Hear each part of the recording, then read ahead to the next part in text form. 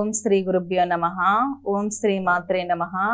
చాలా మంది ఈ మధ్య బిజినెస్లు మొదలుపెట్టి బిజినెస్లు సరిగ్గా జరగకుండా ఉంటాయి. బిజినెస్లు జరగకపోవడానికి అనేకమైన కారణాలు ఉండొచ్చు.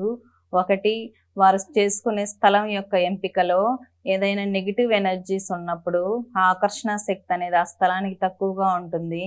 ఆ సమయంలో ఆ బిజినెస్ అనేది కొద్దిగా తగ్గడం అనేది జరుగుతుంది. అటువంటి సమయంలో ఆ స్థలాలలో శక్తిని పెంచుకోవడం, ఏదైనా అమ్మవారికి సంబంధించిన యజ్ఞాలు నిర్వహించుకోవడం, బిజినెస్ ఏరియాలో సరిగ్గా దేవతను పెట్టి ఆరాధించడం చాలా ఉత్తమమైన చర్య. మీకు పూజ చేయడం తెలియకపోయినా కూడా అక్కడ బిజినెస్ జరుగుతున్న ప్లేస్లో ఏదైనా యంత్రాన్ని నుంచి, ముఖ్యంగా శ్రీచక్రాన్ని ఉంచడం అనేది చాలా మంచిది. శ్రీ మహాలక్ష్మికి సంబంధించిన యంత్రాన్నైనా ఉంచి లేదా విగ్రహాన్నైనా ఉంచి ఆ స్థలంలో పెంచుకోవడం ద్వారా బిజినెస్ అనేది పెరుగుతుంది. జనాకర్షణ, ధనాకర్షణ అనేది ఎక్కువగా ఉంటుంది. కాబట్టి ఏదైనా బిజినెస్ పూర్తిగా కొలాప్స్ అవుతుంది, స్థలం కలిసి రాలేదు, ఆ స్థలాన్ని మేము వదులుకోలేకపోతున్నాం అనుకున్నప్పుడు అక్కడ ఏదైనా పూజలు కానీ, యజ్ఞాలు కానీ, హోమాలు కానీ నిర్వహించుకోవడం ద్వారా బిజినెస్ బాగా జరగడం అనేది జరుగుతుంది. ఆ స్థలం పవిత్రమయ్యి. ఇంకొకటి ఏంటంటే, బిజినెస్ చేస్తున్న వ్యక్తి యొక్క ప్రభావం మాత్రమే పూర్తిగా బిజినెస్ మీద ఉంటుంది. అటువంటి వ్యక్తి నెగిటివ్ థాట్స్తో లేకుండా రోజు దీపారాధన చేసుకోవడం కానీ, దైవ సంబంధితమైన విషయం ప్రతిరోజు పొద్దున్నే బిజినెస్కి వెళ్ళే ముందు దీపారాధన చేసి ఏదైనా మంత్రజపం చేయడం ద్వారా ఆ బిజినెస్ లీడింగ్ తీసుకున్న వ్యక్తికి ఆకర్షణ శక్తి అనేది ఎక్కువగా డెవలప్ అవుతుంది.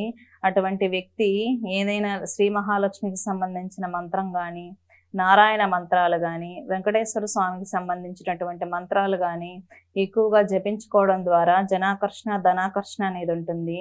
ముఖ్యంగా వెంకటేశ్వర స్వామిని ఆరాధించడం ద్వారా ఆ వ్యక్తి, ఆ బిజినెస్ అనేది డెవలప్ అవడం జరుగుతుంది. ఆ ఆరాధన అనేది చాలా ఇంపార్టెంట్. కాబట్టి ఈ బిజినెస్ చేసే వ్యక్తులు తనని తాను పవిత్రంగా ఉంచుకుంటూ ఆ బిజినెస్ ఏరియాను కూడా పవిత్రంగా ఉంచడం ద్వారా బిజినెస్ అంచెలంచెలుగా ముందుకెళ్ళడం జరుగుతుంది.